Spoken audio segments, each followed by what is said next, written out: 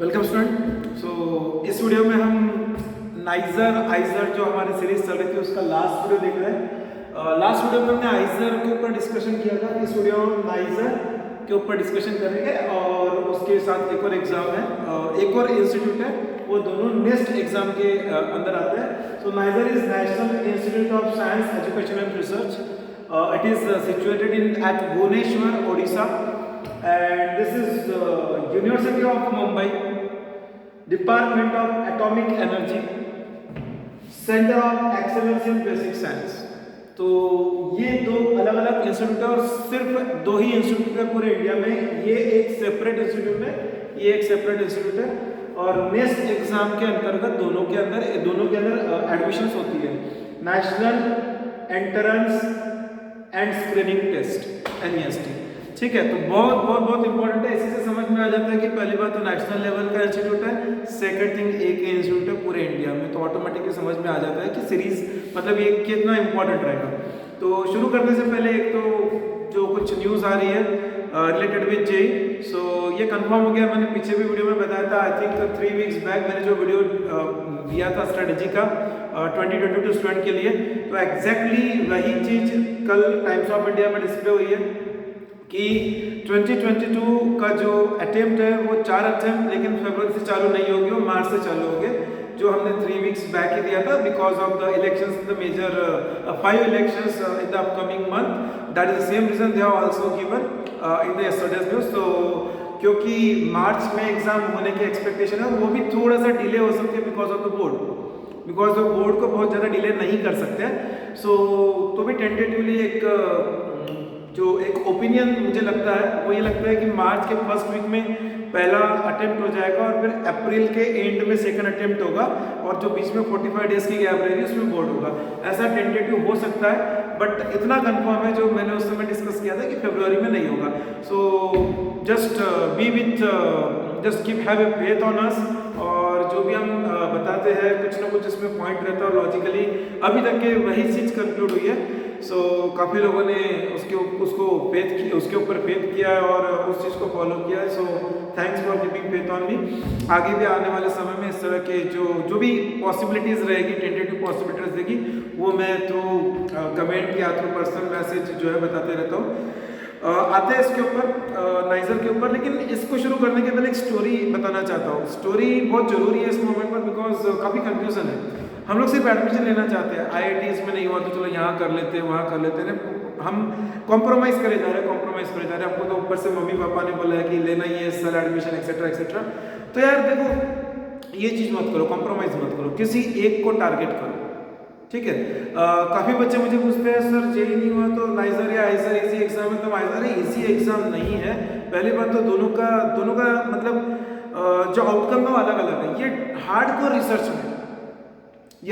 Research में है। यहाँ पर आप अगर जाओगे तो आपको ये सोच के जाना है कि आपको रिसर्च में ही जाना है। ठीक है, यहाँ पर आप एक्सपेक्ट करोगे कि मुझे 1 करोड़ का पैकेज मिल जाएगा, IIT में तो मिलता है एक्सेट्रा एक्सेट्रा, ये चीज़ नहीं है। इस चीज़ का बहुत इंपॉर्टेंस रखो। देखो आजकल जो बच्चे ना, मैं पहले भी बोल चुका हूँ, बहुत ज़्यादा इम्पेशेंट रहते हैं। वो चाहते हैं कि बस 4 साल हो जाए इंजीनियरिंग के और हमको करोड़ का पैकेज मिल जाए, ऑल दैट ब्ला ब्ला ब्ला। ऐसा नहीं होता है। ठीक है, अगर सपोज किसी को मिल भी गया कुछ 20-25 लाख का पैकेज मिल गया तो वो सर्वाइव नहीं कर पाता। ठीक है, तो सबसे पहले तो अपने अंदर इंटरेस्ट ढूंढो किस चीज़ में, और रिसर्च में हमेशा से बोलता रहो कि बहुत इंपॉर्टेंट एरिया है। रिसर्च में अगर आप जाते हो तो आपका भविष्य, आपका फ्यूचर बहुत स्ट्रांग हो सकता है, स्पेशली हमारे कंट्री में। ठीक है, तो एक स्टोरी से शुरू करना चाहूँगा, फिर इस पर आते हैं। काफ़ी कुछ है बताने के लिए। तो स्टोरी ऐसी है कि ये फैक्ट है, स्टोरी मतलब ये फैक्ट है। जाकिर हुसैन का नाम सुना होगा सबने, जाकिर हुसैन का, उस्ताद जाकिर हुसैन, तबला वादक। तो वो किसी को तबला सिखाते नहीं है, मतलब वो खुद ही बजाते, अपने में मस्त रहते हैं, तो किसी को तबला सिखाते नहीं है।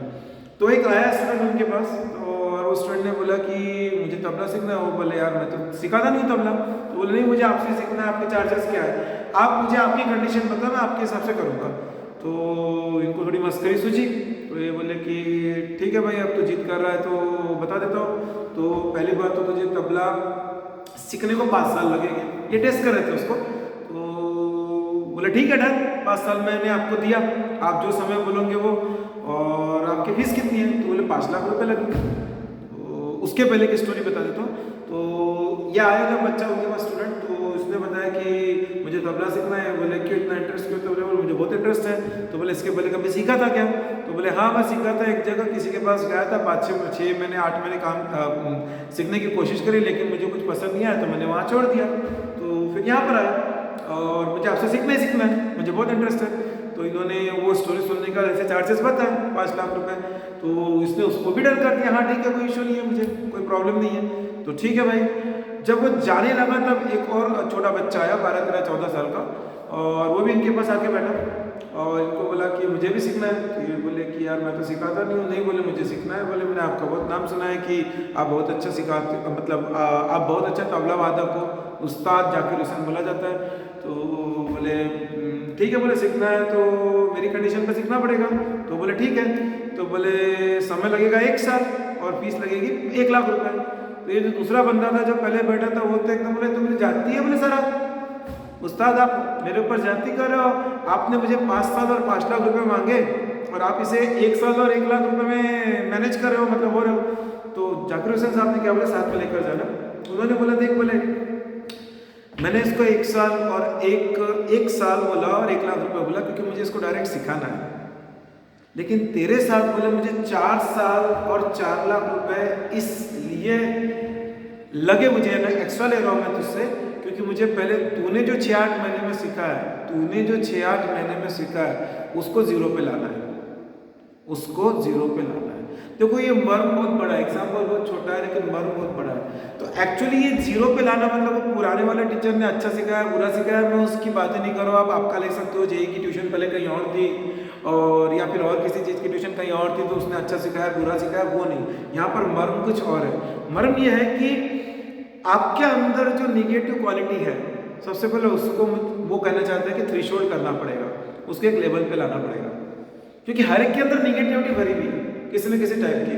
तो भाई मुझे तबला सीखना है, मैं 1 साल में सीख सकता हूँ, लेकिन सबसे पहले जो मुझे लगेगा 4 साल का समय वो इस चीज़ के लिए लगेगा कि पहले मैं लेवल बढ़ता हूँ, क्योंकि वहां पर मैं छोड़कर आया तो इसका मतलब मैंने उस टीचर को जो भी रीजन से डिनाई किया या फिर उसको स्किप किया तो उसके पीछे का रीजन ये था कि मैं चाहता था कि मेरे हिसाब से हो, या हो सकता है टीचर गलत हो, नो इशू हो सकता है, लेकिन मेरे अंदर कुछ ना कुछ ये था कि मुझे वो एक्सेप्ट नहीं कर पाया मैं उस चीज़ को। ठीक है, तो कहने का मतलब यह है कि ये टीचर के एग्जाम्पल की जगह अगर हम हमारे रियल लाइफ में देखते हैं तो हमारे अंदर बहुत निगेटिविटी भरी है।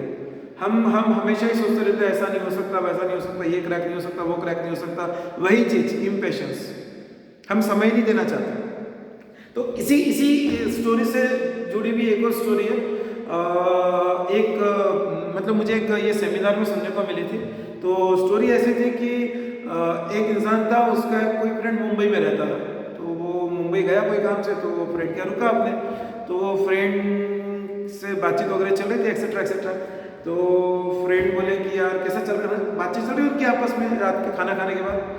तो बोले कि ऐसा चल रहा वैसा चल रहा। तो बोले बच्चे वगैरह कैसे क्या है, तो उसने बोला कि हाँ मेरी बच्ची जो है वो लॉन्ग टेनिस सीख रही है, बोले लॉन्ग टेनिस सीख रही है।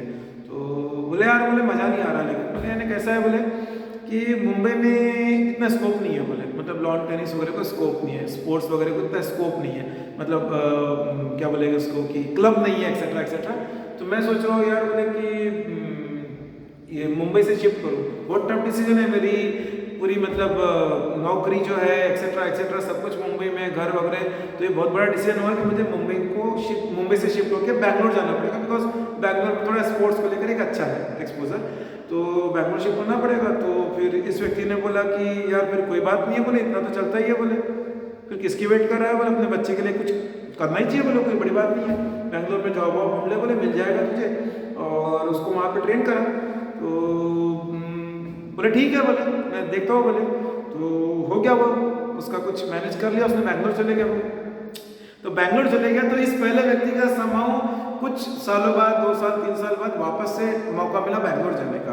तो फिर उसने उसको कॉल किया और उसका जब गया फिर बाद में बैंगलोर जाने के बाद उससे जब बातचीत किया तो वो बोले कि और कैसा चल रहा है वगैरह, बैंगलोर सेटल हो गया एक्सेट्रा एक्सेट्रा, वो बोले सब बढ़िया चल रहा है। तो फिर बाद में वहाँ पर उससे बात करी, यार बोले क्या हुआ तेरे बच्चे की क्या हाल चाल है, तो बोले यार बोले तूने तो सजेशन दिया था यार बोले कि मुंबई से बैंगलोर शिफ्ट हो जा, लेकिन बोले यार बोले तो बात बिगड़ गई बोले। तो ये बोले क्या हो गया, अरे बोले बात ऐसी है बोले कि मुंबई में जब वो कोचिंग कर रही थी तो उस कोचिंग के अंदर जब ट्रेनिंग ले रही थी वो लॉन टेनिस की, तो उसको सब सिखा दिया गया था, मतलब जो भी लॉन टेनिस के अंदर अलग अलग स्टेप्स रहती है एक्सेट्रा एक्सेट्रा, कैसे जो सर्विस लेना सर्विस देना एक्सेट्रा, कैसे ये करना वो करना एक्सेट्रा एक्सेट्रा। लेकिन बोले बैंगलोर में बोले पिछले 1 साल से बोले उसका जो ट्रेनर है बोले उसे रोज सुबह बुलाता है 4:30 बजे और 4:30 बजे से उसको 15 किलोमीटर घुमाता है और उसके बाद में उसको स्टेप चढ़ाता है स्टेप करवाता है। बस बोले पिछले 8 महीने से यही कर रहा है बोले वो, मतलब उसके हाथ में अभी तक रैकेट ही नहीं दिया बोले उसने।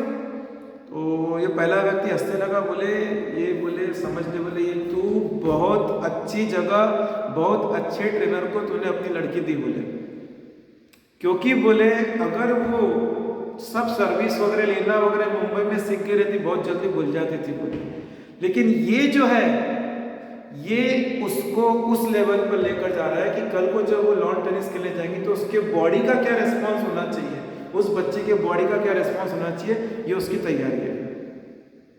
तो जब उसको इधर से उधर घूमना पड़ेगा, जब बॉल आएगा तो उसे इधर से उधर घूमना पड़ेगा, तो उसकी बॉडी उस चीज़ के लिए प्रिपेयर होनी चाहिए, ये उसकी तैयारी है। तो बोले बहुत सही जगह पर है बोले उसको छोड़ना मत। तो कहने का मतलब है ये जो स्टोरी है दोनों उसके पीछे का मर्म ये है कि कोई भी चीज़ इजीली नहीं मिलती है, कोई भी चीज़ इजीली नहीं मिलती। हम चाहते बहुत इजीली चीज़ें मिले, नहीं नहीं नहीं, ठीक है। और जितना ज़्यादा तप करोगे जितना ज़्यादा तप करोगे उतना उसका बेनिफिट मिलेगा, उसका फल उतना अच्छा मिलेगा। वो बोलते हैं कि वो मक्की के दाने रहते हैं, भुट्टा भुट्टा बोलते हैं हमारे एरिया में, तो वो जो कच्चा रहता है वो सस्ता रहता है, तपने के बाद जो है वो लोग खाते हैं नींबू लगा के वगैरह, तो वो महंगा हो जाता है क्योंकि तप गया है, तप गया है तो वो महंगा हो जाता है, ठीक है। गोल्ड, ठीक है, तो गोल्ड जो है तपता है तभी जाके उसमें चमक आती है और लेडीज लोग पागल रहती है गोल्ड के पीछे, सभी को मालूम है। तो कहने का मतलब है तपना पड़ेगा पड़ेगा पड़ेगा। हम अगर सोचेंगे इजी गोइंग गेम हो जाए तो कहीं ना कहीं जाके फंस जाओगे, एक बार तप जाओगे तो लाइफ के हर स्ट्रगल को तुम कैच कर सकते हो, ठीक है। कहीं से भी फेस, बहुत जल्दी हम लोग आज गिव अप कर देते हैं, लेकिन एक बार तपना बचपन से चालू कर दिया तो फिर ये कभी नहीं होगा, ठीक है ना भाई। 16 साल की उम्र में 14 वर्ष का वनवास राम भगवान को मिला, उसके बाद अयोध्या की गद्दी मिली, और वो 14 साल का वनवास वो मस्त घूम नहीं रहे थे फेरारी में, ठीक है। क्या क्या नहीं हुआ उनके साथ, मतलब क्या क्या अत्याचार नहीं हुए भगवान राम के साथ, मतलब ऐसा नहीं कि इजीली घूमने कहीं होनोलुलु घूमने चले गए एक्सेट्रा, ऐसा नहीं हो रहा था यार उनके साथ। मतलब वो कितना तप किया उन्होंने, उसमें भी बीबी उठा के कोई लेकर चले गया, मतलब क्या क्या नहीं हुआ उनके साथ, ठीक है ना। भाई जो है छोटा भाई लक्ष्मण मूर्छित हो गया था, मतलब वो अनकॉन्शियस हो गया था, तो कहने का मतलब है उसके बाद गद्दी मिली, वो एक अलग स्टोरी को कभी और लेके। तो कहने का मतलब यह है कि रिसर्च में जाना है तो रिसर्च में जाना है तो उतना पेशेंस रखना पड़ेगा, और believe me life after that will be one of the most fascinating, ठीक है। देखो ये जो चीज़ है ना, एक चीज़ को समझो, मैं हमेशा से बोलते आया हूँ नौकरी करना और खुद का कुछ रखना दोनों में बहुत डिफरेंस है। नौकरी करने वाले जो रहते हैं ना वो कभी भी कंफर्टेबल नहीं, वो हमेशा कंफर्टेबल रहते हैं, और जो खुद का करते हैं वो कभी भी कंफर्टेबल नहीं रहते और कभी भी जिंदगी में कंफर्टेबल नहीं रहना। वो सिंपल सा लाइफ है यार, 1 तारीख 2 तारीख को अकाउंट में पैसे आ जाएंगे, नौकरी कर रहे हैं और बस हम खुश है, 40,000 50,000 2 लाख 5 लाख 10 लाख रुपए आ जाएंगे, हम खत्म हो गए ना। हमको हमारी कंपनी से कोई मतलब ही नहीं हो, कंपनी का टर्नओवर क्या है, कंपनी में कितने एम्प्लॉई है, वो कंपनी प्रॉफिट कमा रही है या नहीं कमा रही है, कोई मतलब नहीं। हमको सिर्फ 1 तारीख 5 तारीख 7 तारीख से मतलब है जो हमारे अकाउंट में पैसे आ रहे हैं, बस दैट्स इट, ठीक है। हम उसके आगे बढ़ ही नहीं पाते। लेकिन अगर आप ऐसा कुछ करते हो खुद का, तो आप रात को 3 बजे भी दिमाग में रखोगे यार नहीं इसका ऐसा करना है वैसा करना है वैसा करना है। एलॉन मस्क, ये नाम इसीलिए ले रहा हूं मैं कि देखो ये इनके जीवनी से हम कुछ सीख सकते हैं, ठीक है। तो ये हमारा हमेशा चलते रहेगा क्योंकि अब वीडियोस में contribution of all this things will be going on. तो अब हम आते हैं मुद्दे पर फिर नेक्स्ट एग्जाम के ऊपर। तो नेक्स्ट एग्जाम जो है बहुत इंपॉर्टेंट एग्जाम है, नाइजर जो है भुवनेश्वर में, उसमें 202 टोटल सीट्स है, ठीक है। उसमें से 101 सीट्स इज फॉर ओपन और जनरल कैटेगरी। बहुत ज़्यादा लग रही है? नहीं है, अब एक उसके पीछे का रीज़न बताता हूँ। 54 के आसपास ओबीसी के लिए है, और उसके बाद जो नॉर्मल रहते हैं 15% for SC, 7.5% for ST and all that stuff, और ईडब्ल्यूएस के लिए। सो टोटल 202 सीट्स है। तो 101 सीट्स जो ओपन के लिए है, जनरल के लिए, तो उस चीज़ को समझो। अगर किसी ओबीसी कैंडिडेट को ओपन का, ध्यान से सुनना, ओपन का यहाँ पे परसेंटाइल रहता है 95%, फिक्स है। 95 परसेंटाइल के ऊपर जिसको आया उसको एडमिशन हो जाएगी, ठीक है। अगर किसी ओबीसी कैंडिडेट को 95 परसेंटाइल के ऊपर आए तो उसको ओबीसी में से नहीं मिलती है, उसको ओपन में से मिलती है, तो ओपन की सीट कम हो जाएगी। या तो कोई एससी एसटी कैटेगरी का भी रहा, और अगर सपोज का इसको 95 परसेंटाइल के ऊपर आया तो उसको ओपन में से मिलती है। इसलिए ओपन कैसा लगता है ज़्यादा है, बट है नहीं, काफ़ी कम मिलती है। इसका मैं खुद भी एक शिकार हूँ, मेरे साथ भी ऐसे ही कुछ हुआ था, बट ठीक है, we are not against the government, what is the policy available, we are just following that, ठीक है। फिर हाँ, तो ओपन वाले के लिए परसेंटाइल 95 रहता है, परसेंटाइल नॉट परसेंटेज, ठीक है। ओबीसी के लिए 90% रहता है, फिर उसके बाद 75% एससी एसटी और इस तरह से आते हैं। तो जिनको इतने परसेंटाइल मिलते हैं वो पास हो जाए, मतलब वो उस इंस्टीट्यूट में चले जाएंगे, ठीक है। अब बात करते हैं कि ये जो कहानी है, ये कहानी बनेगी कैसे, मतलब एग्जाम एंड ऑल दैट, ठीक है। तो ये जो नेक्स्ट एग्जाम रहती है ना, इसकी कहानी ऐसी है कि इसमें आता है फिजिक्स, केमिस्ट्री, मैथमेटिक्स और बायोलॉजी, ठीक है। पीसीएम भी आता है, और 2021 में थोड़ा सा चेंज किया इन्होंने। उसके पहले एक जनरल स्टडीज भी आता था 30 मार्क्स का, लेकिन 2021 से उन्होंने उसको चेंज किया है, वो नहीं है। तो अभी तक के 2022 का हुआ नहीं है कुछ डिक्लेरेशन, लेकिन एक्सपेक्ट करते हैं कि 21 के जैसा ही होगा, तो सिर्फ पीसीएम ही रहेगा। लेकिन अगर जनरल रहा तो जनरल एप्टीट्यूड रहता है वो, तो वो 30 मार्क का रहता है, और उसके अंदर 10th स्टैंडर्ड के लेवल का मैथमेटिक्स, साइंस, इन्वायरमेंटल साइंस, और आप समझ सकते हो एसएसटी वगैरह भी रहेगा, तो कुछ फैक्ट्स एंड फिगर्स के साथ, ठीक है, 10th स्टैंडर्ड के लेवल का रहेगा। अदरवाइज ये पीसीएम भी है। कंप्लीटली एमसीक्यू बेस्ड पेपर है ये, कंप्लीटली एमसीक्यू बेस्ड, जो कंप्यूटर बेस्ड एग्जाम रहती है हमारी, वो रहती है पूरी ऑनलाइन एग्जाम रहेगी। और इसमें जो रहेगा इंडिविजुअली 50-50 मार्क्स सबसे रहेंगे। बहुत सारी चीज़ें डिक्लेयर नहीं करते हैं, तो आपको एग्जाम जब पेपर आएगा तभी आपको समझ में आएगा। सो 50-50 मार्क्स सभी में रहेंगे, लेकिन आइजर और नाइजर में क्या डिफरेंस है एग्जाम में बेसिकली, तो आईआईटी जो आइजर की एग्जाम है और नाइजर की नेक्स्ट एग्जाम है, उसमें डिफरेंस क्या है। यहाँ पर क्या होता है, अब मैं मैथ्स का स्टूडेंट हूँ, मुझे बायोलॉजी नहीं आता, मैं बायोलॉजी की स्टूडेंट हूँ, मुझे मैथ्स नहीं आता, तो यहाँ पे बेस्ट ऑफ 3 लेंगे आपका, बेस्ट ऑफ 3 लेंगे। तो एक्चुअली आपका फाइनल स्कोर 150 में से रहेगा 200 में से, आपका फाइनल स्कोर 150 में से रहेगा। तो 150 में से आपके परसेंटाइल काउंट होंगे। अगर आपको जैसे मैंने बताया 95 परसेंटाइल है जनरल कैटेगरी, तो आपका हो जाएगा, ठीक है। तो 150 में से रहेगा बेस्ट ऑफ 3। आप पी सी एम करो, बी मत करो, पी सी बी करो, या किसी को सपोज फिजिक्स करना ही नहीं है तो सी एम बी कर लो, ठीक है। आपका एलिजिबिलिटी है कि 11th-12th में आपका साइंस रहना चाहिए, और दूसरी एलिजिबिलिटी है नाइजर के लिए कि आपकी एज 20 ईयर्स तक रहनी चाहिए, मतलब 12th अपेयरिंग स्टूडेंट दे सकते हैं। जनरली 12th अपेयरिंग स्टूडेंट 18 के रहते हैं, तो वो 18 के जब रहेंगे तब दे सकते हैं, फिर अगले साल दे सकते हैं, फिर अगले साल दे सकते हैं, मतलब 20 की एज होना चाहिए करीब करीब, उनका एक क्राइटेरिया रहता है, उसके हिसाब से सूट होना चाहिए। तो आप अगर 12th अपियरिंग हो तो आप दे सकते हो, और अगले 2 साल और दे सकते हो, तो ड्रॉपर भी दे सकता है ये एग्जाम, ठीक है। जनरली अगस्त के महीने में चालू, मतलब पहले जल्दी होती थी मई में, लेकिन ये कोरोना के बाद ये अगस्त में होना अगस्त में हो रही है। 3.5 आवर की रहती है, 2 शिफ्ट में रहती है, पेपर एक ही रहता है, 2 शिफ्ट, मतलब कोई लोग सुबह देगा, कोई लोग शाम को देंगे। सो 2 शिफ्ट में होती है, 3.5 आवर का पेपर रहता है, और करीब करीब इंडिया के 200 सिटीज़ में होती है, कम से कम 200 सिटीज़ में तो होती है। तो आपके आसपास की जो सिटी वगैरह रहेगी वहाँ पे 100% होगी, ठीक है। अब बात करते हैं कि परसेंटाइल कैसे बनाएंगे इसके, ठीक है। तो मुझे कितने परसेंटाइल मिले, या कट ऑफ। एक्चुअली एक और इम्पोर्टेंट पॉइंट है, यहाँ पर सेक्शनल कट ऑफ है, आइजर में नहीं था, आईआईटी में सेक्शनल कट ऑफ है, यहाँ पे सेक्शनल कट ऑफ है। मुझे फिजिक्स भी क्लियर करना है, केमिस्ट्री भी क्लियर करना है, मैथ्स भी करना है, सपोज बायोलॉजी है मेरा बेस्ट ऑफ 3 में, तो बायोलॉजी भी क्लियर करना है, ठीक है। और उसके बाद मेरे जिस कैटेगरी में आता है उसके हिसाब से अलग। तो सेक्शनल कट ऑफ कैसे होता है, सपोज मैं एग्जांपल मैथ्स का लेता हूँ, तो मैथ्स में क्या करेंगे, टॉप 100 स्टूडेंट को पकड़ेंगे, टॉप 100 स्टूडेंट, तो 50 मार्क का मैथ्स का पेपर है, टॉप 100 स्टूडेंट का एवरेज लेंगे। तो सपोज टॉप 100 स्टूडेंट का एवरेज जो है वो 40 है, टॉप 100 स्टूडेंट का एवरेज जो है वो 40 है। तो 40 एवरेज सबको निकालना आता है, सभी तो जो टॉप 100 बच्चे रहेंगे उनका एवरेज आउट कर लेंगे वो sum of all the number divide by number of observation, ठीक है।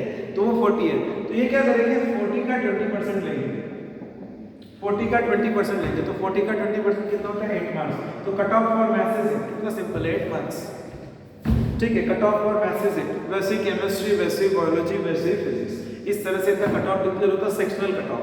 तो जनरली सेक्शनल कट ऑफ में इतना टफ नहीं जाता, बच्चे बना लेते हैं, लेकिन वो जो कैटेगरी वाइज कट ऑफ रहता है वो टफ रहता है, ठीक है। बिकॉज परसेंटाइल है तो ऑटोमेटिकली आपका कंपैरिजन जो हो रहा है टॉप वालों से हो रहा है ना, तभी तो परसेंटाइल का खेल चालू होता है। तो ये इसकी टोटल कहानी है। और अब सही जो इम्पोर्टेंट मुद्दा है उस पर आते हैं, ठीक है। वो मुद्दा है एफिलिएशन, स्कॉलरशिप, फी नहीं के बराबर है। आपको हॉस्टल के यहाँ पर चार्जेस देने पड़ेंगे भुवनेश्वर के कैंपस में लिटरली मिनिमम, यानी आपको पैसे मिलने वाले, आपके पैसे जाने वाले नहीं है, ठीक है। पूरे एक सेमेस्टर का हॉस्टल का चार्जेस है 1000 रुपये, पूरे एक सेमेस्टर का, ठीक है। उसके बाद दूसरी बात और बहुत इंपॉर्टेंट बात बता रहा हूँ मैं कि ट्यूशन फी मतलब टोटल जो फी है, फी एक सेमेस्टर की वो है 17,000 रुपीज़। SC/ST के लिए और कम है, लेकिन ओपन OBC के लिए 17,000 रुपीज़। उसमें भी 6,000 रुपीज़ कॉशन मनी है जो रिफंडेबल है। तो 17,000 माइनस 6,000 11,000 में आपका एक सेमेस्टर हो रहा, जो कि इंडिया में कोई भी इंजीनियरिंग कॉलेज में नहीं होता है। ऐसा क्यों? क्योंकि मैंने पहले भी बता चुका हूँ, ये पूरे गवर्नमेंट ऑफ इंडिया से फंडेड है। इसका कैंपस सिर्फ बोल रहा हूँ मैं 300 एकड़ में है, सिर्फ 300 एकड़। 300 एकड़ सोच सकते हो कितनी बड़ी जगह, और लोग कितने यार 202, कुछ PhD स्टूडेंट रह गए, कुछ और रह गए, तो टोटल पकड़ भी लोगे ना तो लोग वहाँ पर जो रह गए 700,000 लोग रह गए, और 300 एकड़ में कैंपस है। 2006 में बना हुआ है, ठीक है, और बेस्ट ऑफ द बेस्ट है, सब फैसिलिटीज अवेलेबल है। अगर हम रैंकिंग की बात करते हैं, ठीक है, क्योंकि नया इंस्टीट्यूट है, रैंकिंग के अलग अलग पैरामीटर्स रहते हैं, रैंकिंग के अलग अलग पैरामीटर्स रहते हैं, एलिमिनस भी रहता है पैरामीटर है। अब एलिमिना ज़्यादा नहीं होंगे क्यों? क्योंकि 2006 में बना है, तो 2006 के बाद के एलिमिना होंगे। वेबसाइट पे जाना, वेबसाइट पे सब डिटेल गिवन है इनके एलिमिनी कहाँ पर है, मतलब शायद नाम सुना होगा आप लोगों ने, पूरे वर्ल्ड के रीनोन इंस्टीट्यूट जो है, बड़े बड़े यूनिवर्सिटीज़ है, वहाँ पर एलिमिनी है। वहाँ से इनको कॉल आया कि आप हमारे यहाँ आओ, आपकी सर्विस हमारे यहाँ दो। इंडिया में अगर देखा जाए तो बहुत सारे IITs में यहाँ के एलिमिनस है। उसके बाद में आपका IIS बैंगलोर में है, TIFR, ISI, ये जो इंस्टीट्यूट है, sorry IIS Indian institute of statistics Kolkata, यहाँ जो बड़े बड़े इंस्टीट्यूट है यहाँ पर इनके एलिमिना है। मतलब आप सोच सकते हो कि आपके दिमाग में कभी सोचा होगा कि मुझे IIT खड़गपुर जाना है, ठीक है, तो आप नाइजर से भी जा सकते हो। और एक सबसे इम्पॉर्टेंट चीज, ठीक है, one of the most important, सभी इम्पॉर्टेंट ही है, one of the most important is student exchange program. बड़ी बड़ी यूनिवर्सिटीज जो फॉरेन यूनिवर्सिटीज है वहाँ से स्टूडेंट एक्सचेंज होते हैं। मतलब आप कुछ समय के लिए वहाँ जाओगे और वहाँ का बच्चा यहाँ आएगा, और एक कंटिन्यूस बेसिस पे चलता है, और ये बहुत वर्ल्ड क्लास रेपुटेड इंस्टीट्यूट है। मैंने इसका मैंने इसके पहले भी बताया था, ये जो इंस्टीट्यूट है ना, ये बेसिकली जो बोलते हैं इम्पोर्टेंस जिसको बोलते हैं, गवर्नमेंट के इम्पोर्टेंट इंस्टीट्यूट में आते हैं, मतलब गवर्नमेंट को इसके लिए करना ही करना पड़ेगा, ठीक है। 300 एकड़ बोला है मैंने, 300 एकड़ बहुत बड़ी जगह होती है। 1000 लोगों के कैंपस के लिए 300 एकड़ बहुत बड़ी जगह होती है, ठीक है। उसके बाद में अगर देखोगे तो यहाँ पर एक जो स्कॉलरशिप प्रोग्राम चलता है, उसमें आपको 5,000 रुपीज़ पर मंथ मिलता है, 5,000 रुपीज़ पर मंथ मिलता है, और समर इंटर्नशिप में 20,000 रुपीज़ पर मंथ मिलता है। यानी आप दे नहीं रहे हो, ले रहे हो। कोई इंजीनियरिंग इंस्टीट्यूट में ऐसा नहीं होता है, आप दे नहीं रहे, आप फी पकड़ लो, आपके हॉस्टल मेस के चार्जेस पकड़ लो, उसके बाद भी आपके पास बच रहा है पैसा। 70 से 80 हज़ार रुपये आप साल के कमा रहे हो पढ़ने के बाद। उसके आपने फी वगैरह कैंसिल कर दिए तो आपका आराम से 50 से 60 हज़ार का बेनिफिट है, ठीक है, अगर पैसे के वाइज देखना चाहते हो तो। बिलीव मी कुछ ना कुछ है। गवर्नमेंट हमको, मैं इसके पहले भी कई बार बोल चुका हूँ, गवर्नमेंट हमको पैसे दे रही है, इसका मतलब पहली बात तो आप इतना टफ कंपटीशन को सर्वाइव करके वहाँ एंट्री करी और आप में हार्ड कोर इंटरेस्ट है रिसर्च का, तो गवर्नमेंट को मालूम है हम इनको पैसे देंगे तो हमारे देश के लिए कुछ करेंगे। कुछ करो, देश के लिए कुछ करने का मौका आया है, हर किसी ने करना चाहिए। बहुत ज़बरदस्त है, बहुत ज़बरदस्त है। और अब मैं मेरे लिए जो सबसे इम्पोर्टेंट पॉइंट इस इंस्टीट्यूट में वो ये मैं बताऊंगा अभी, जो मेरा खुद का ड्रीम है। मेरा ड्रीम था वंस अपॉन अ टाइम्स कि मैं सम BARC काइंड ऑफ इंस्टीट्यूट में जाऊँ, भाभा एटॉमिक रिसर्च सेंटर, ठीक है। वो आपको यहाँ से मिलेगा, वो अपॉर्चुनिटी यहाँ से मिलेगी आपको। आपके एक कोर्स के बाद अगर आपने मिनिमम CGPA मेंटेन किया 7.5 का, तो सीधे बार्क से कॉल आता है इंटरव्यू के लिए, और वो अगर आपने इंटरव्यू कर लिया तो आपको बार्क में ग्रेड C के साइंटिस्ट की पोस्ट मिलती है। बार्क का जो रेपुटेशन है वर्ल्ड में रिनोन्ड इंस्टीट्यूट है, भाभा एटॉमिक रिसर्च सेंटर। और इसकी जो एग्जाम कंडक्ट होती है वो होमी भाभा कंडक्ट करता है। होमी भाभा इंस्टीट्यूट जो मुंबई में है, नेस्ट जो एग्जाम कंडक्ट करती है, और वो भी शायद सभी बच्चों को मालूम होगा, होमी भाभा इंस्टीट्यूट बहुत रेपुटेड इंस्टीट्यूट है। तो बिलीव मी, ये एक वर्ल्ड क्लास इंस्टीट्यूट है, और अगर आप वहाँ से पास आउट होते हो तो डेफिनेटली आपका रेपुटेशन, बहुत रेपुटेशन है, ठीक है। और ये तो एक अलग ही इंस्टीट्यूट है, इसमें टोटल इंटेक काफ़ी कम है, 57 है टोटल इंटेक, और +2 हर साल बढ़ते जाते हैं, तो इस साल 59 होंगे। EWS वगैरह का अगर पकड़ लेते हैं तो यूनिवर्सिटी ऑफ मुंबई, और ये हो गया आपका डिपार्टमेंट ऑफ एटॉमिक एनर्जी, वो भाभा एटॉमिक रिसर्च, ठीक है। CEBS मतलब centre of excellence in basic science, ठीक है। कोर्सेज जो यहाँ पे रहते हैं दोनों इंस्टीट्यूट में, वो रहते हैं integrated MSc in biological science, chemical science, physical science, mathematical science. और यहाँ पर नाइजर में एक और है direct MSc in space physics, ये भी बहुत अच्छा है, स्पेस फिजिक्स में डायरेक्ट MSc, ठीक है। और बाकी भी PhD कोर्सेज तो रहते ही है।